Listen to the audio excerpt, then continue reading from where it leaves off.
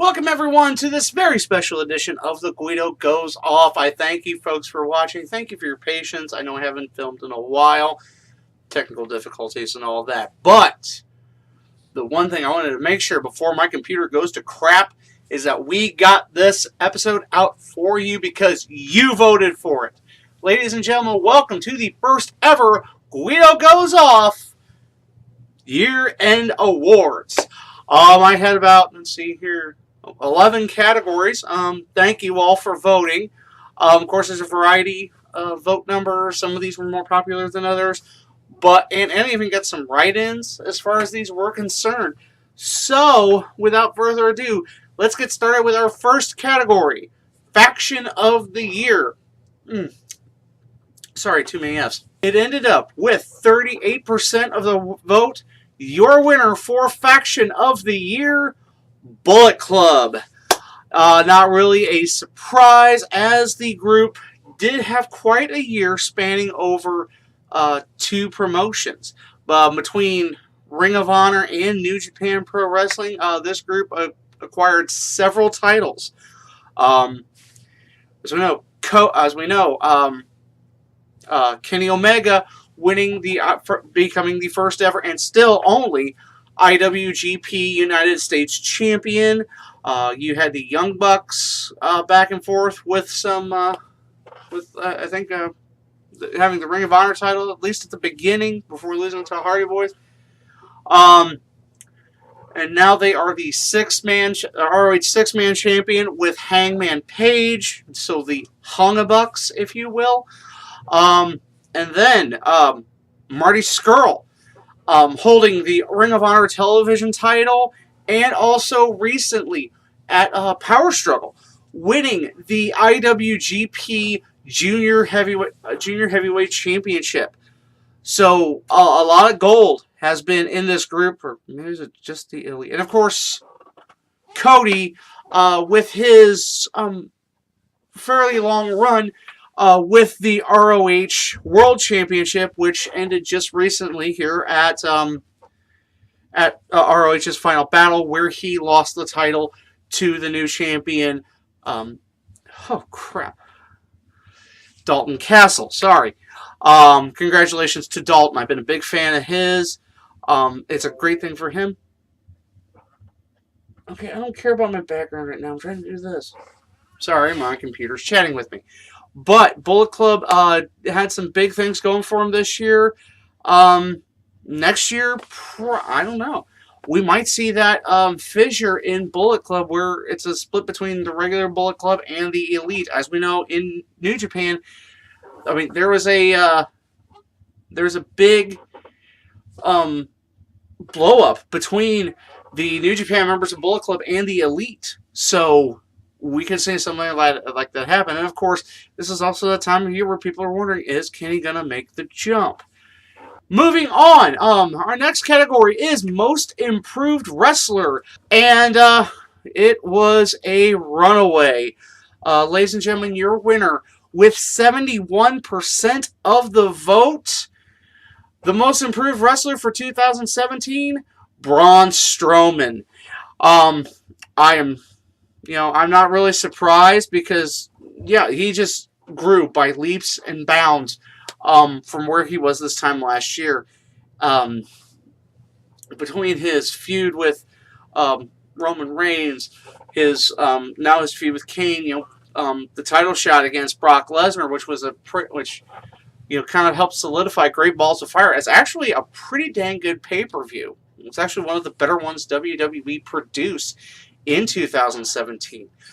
So, it stands to reason. Now, there was quite a bit other ones for Most Improved, but they just paled in comparison. I had Elias in there. I actually, one of my pick for Most Improved was Peyton Royce, and she didn't get too far because Braun Strowman just simply blew everyone out of the water. Okay, now here we go to another category, Breakout Star of the Year.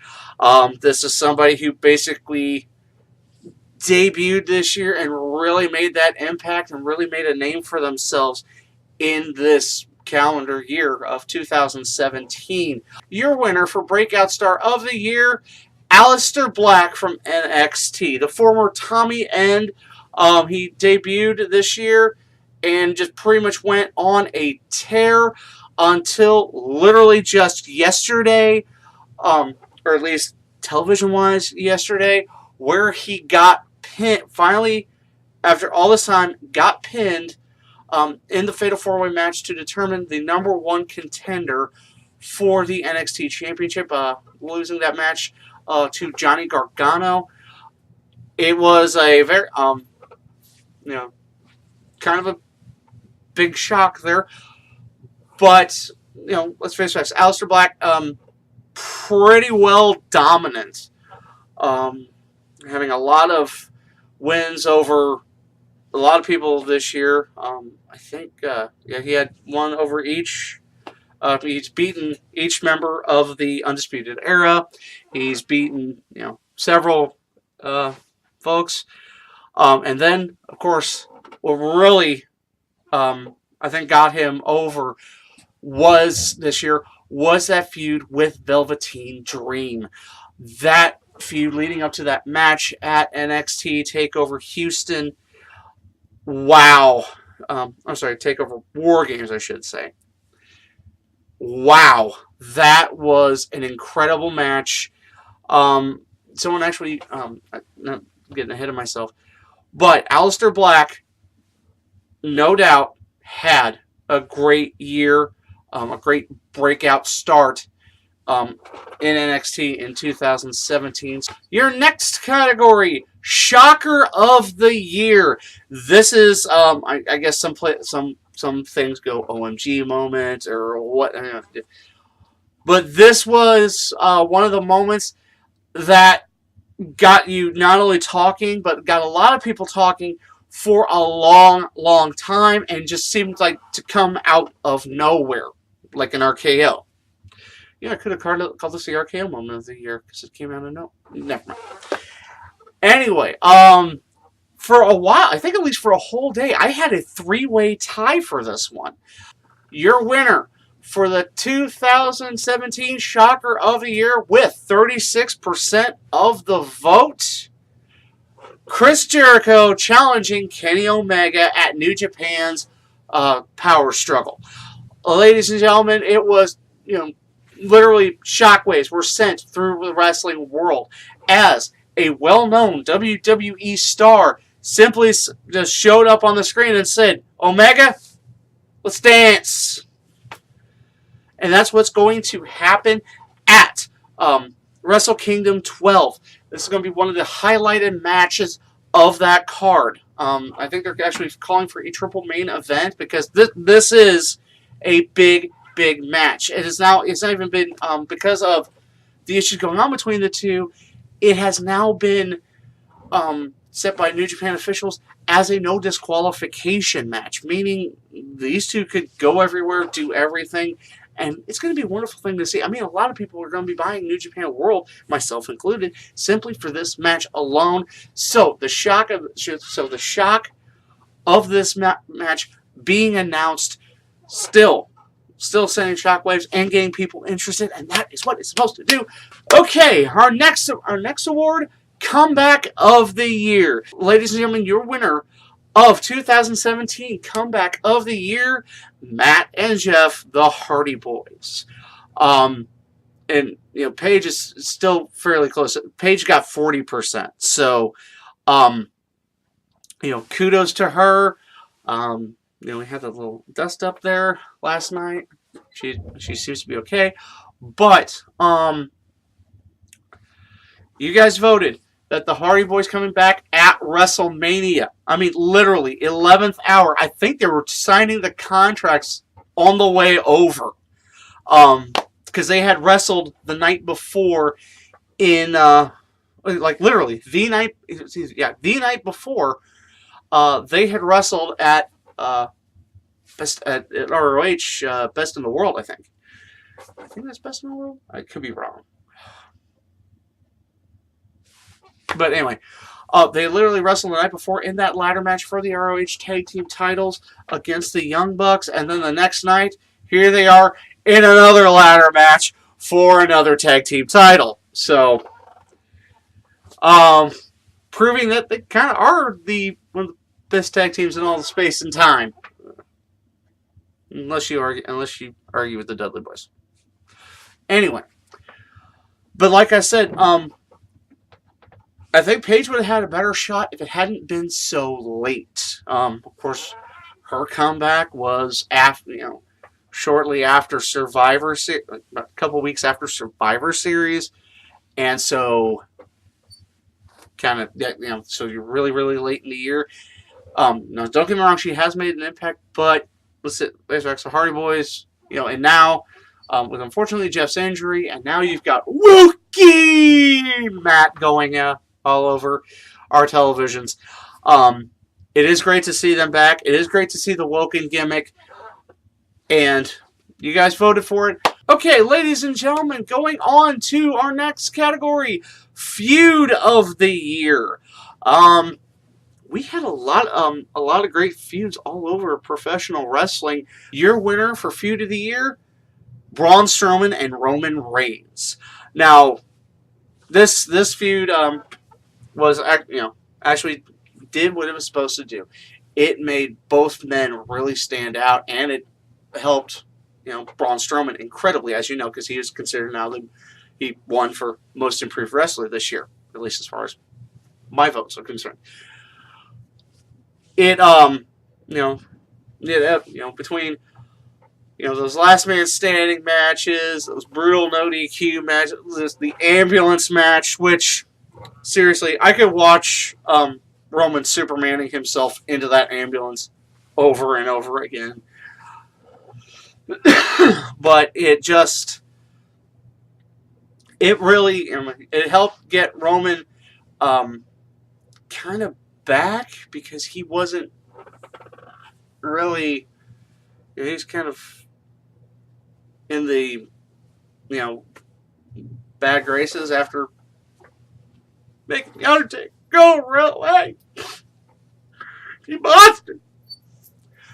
But it did what it's supposed to do. Wash both men.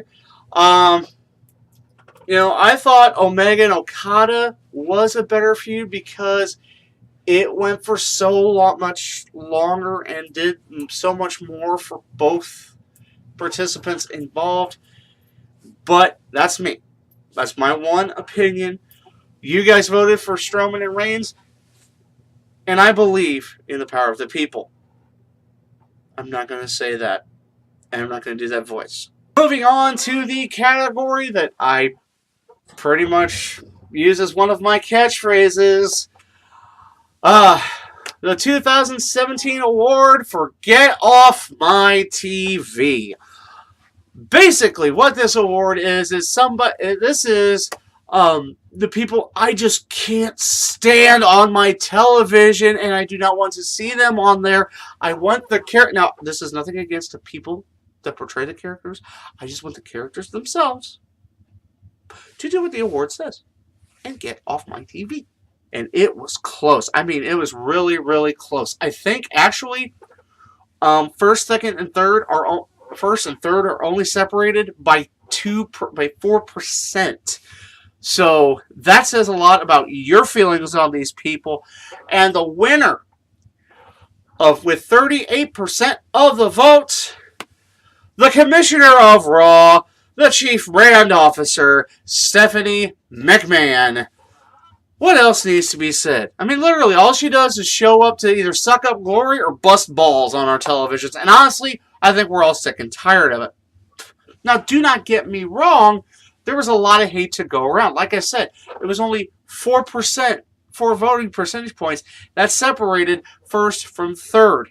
I mean, and it was only 2 points that separated Steph. Steph had 38% of the vote. Enzo had 36% of the vote, and Jinder Mahal had 34% of the vote. Booker T was long distant with 7%. I did have a couple of write-in votes, one for Sonya Deville and one for Mandy Rose. Okay, I agree with Mandy. I really do. I think Sonya just needs some time. But your winner, your clear-cut winner of the 2017 Guido Goes Off Award, Guido Goes Off, Get Off My TV Award, Stephanie McMahon. So Enzo and Jinder and Booker T, you're safe for now. Ladies and gentlemen, getting into the Big Four. First Tag Team of the Year with 34 votes. A lot of people had a lot to say in this category. It did get a little... It was close at some points. A lot of lead trading. But your winner with 50% of the vote, the Usos. Jimmy and Jay did a really good job this year. They actually there's a lot more depth to their character than it was now. Than it was even when they were the face painted baby faces that they were early last year. So, kudos to that. And then they're still their faces again. Basically, a lot of respect has been given to them by the crowd for the effort they put in. And always impressive, of course, their feud with the New Day. You can't say enough good things about it, especially that Hell in a Cell match between the two. You just can't say enough about what good the Usos have done. So I should probably going to stop because yeah. Moving on to Female Superstar of the Year. Of course, this is the lady with most standout performances. Has really done a bang-up job on this year. And I would have thought this would be closer, but it actually was a runaway. With 60% of the vote, your winner, Asuka. There is no doubt, as earlier this year, Asuka was named the PWI Female 50 winner this year. So, having such great performances, of course, still undefeated through NXT, still undefeated now on the Raw roster, being the sole survivor of the women's Survivor Series match for Team Raw, and just basically being a general badass. Let's see, she had incredible matches throughout this year. There was a couple fatal 4-ways. There was that last woman standing match with Nikki Cross. The 2 matches with Ember Moon. That fatal 4-way. That fatal 4-way where she retained against Billie Kay, Nikki Cross. I think it was Billie Kay, Nikki Cross, and Peyton Royce. Beating all of them. And so, continuing her dominance throughout the women's division in NXT, and then bringing it to Raw, where she is, again, still unbeaten.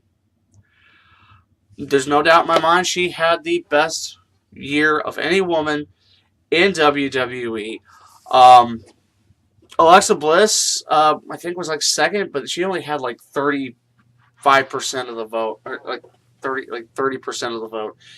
And then it went down from there. So, kudos to Asuka for this year. Hope next year's even better. Moving on to Male Superstar of the Year.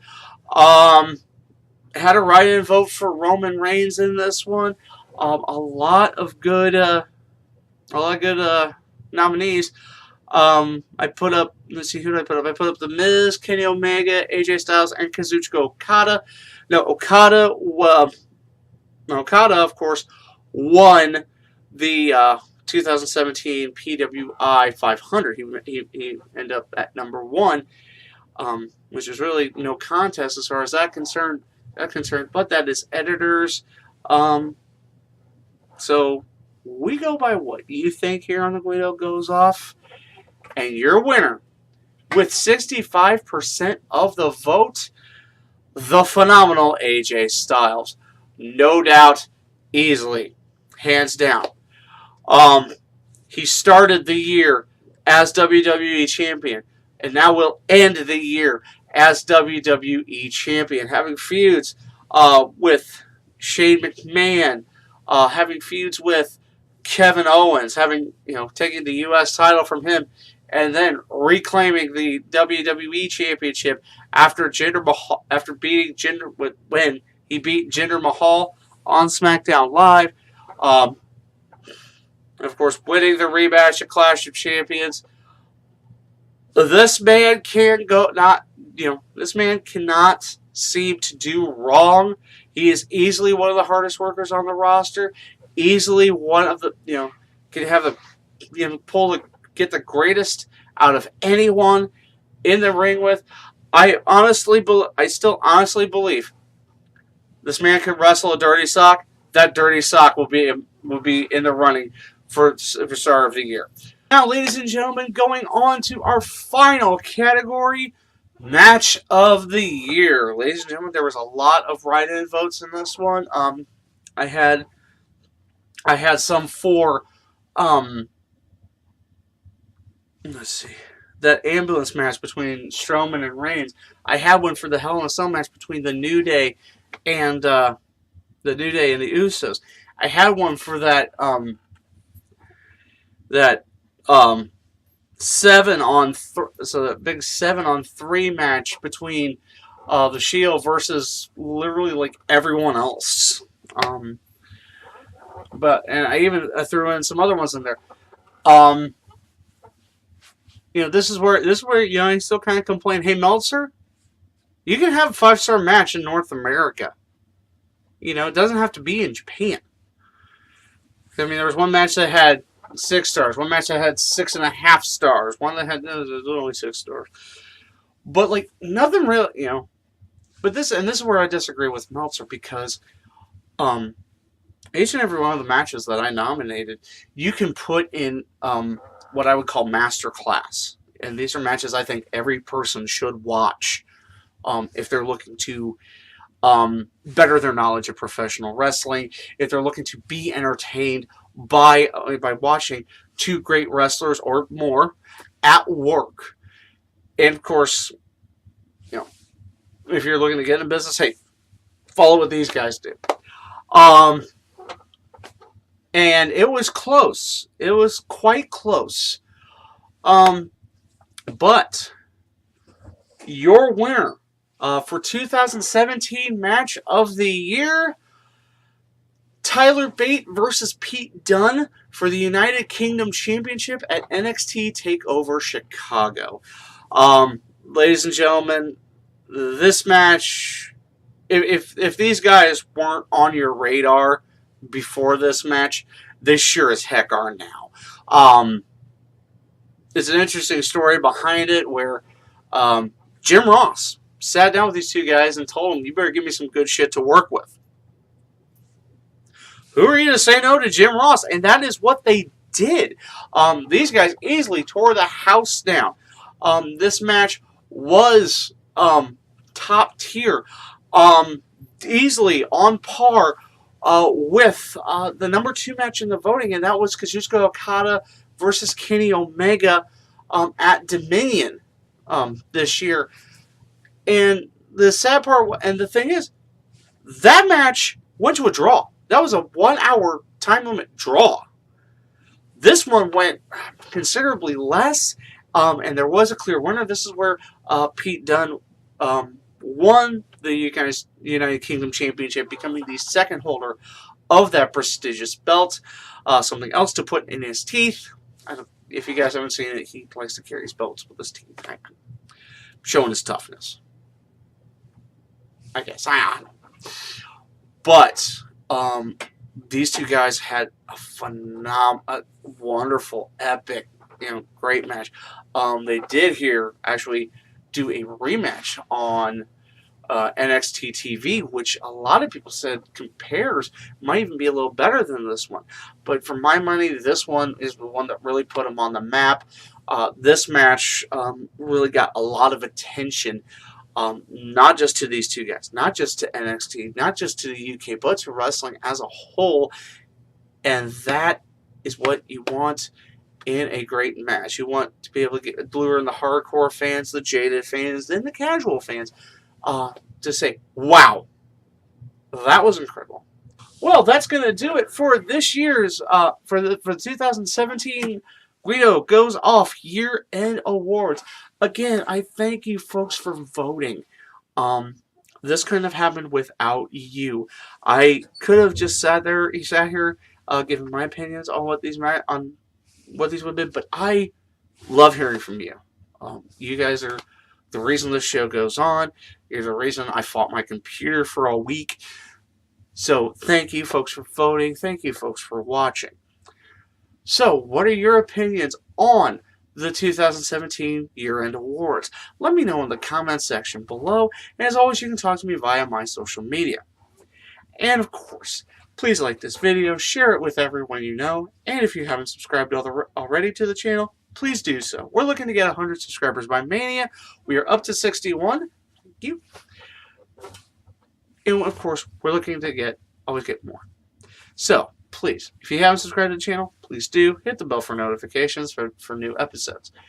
So, until next time, this is your host. I am the Guido. And I think we're done here.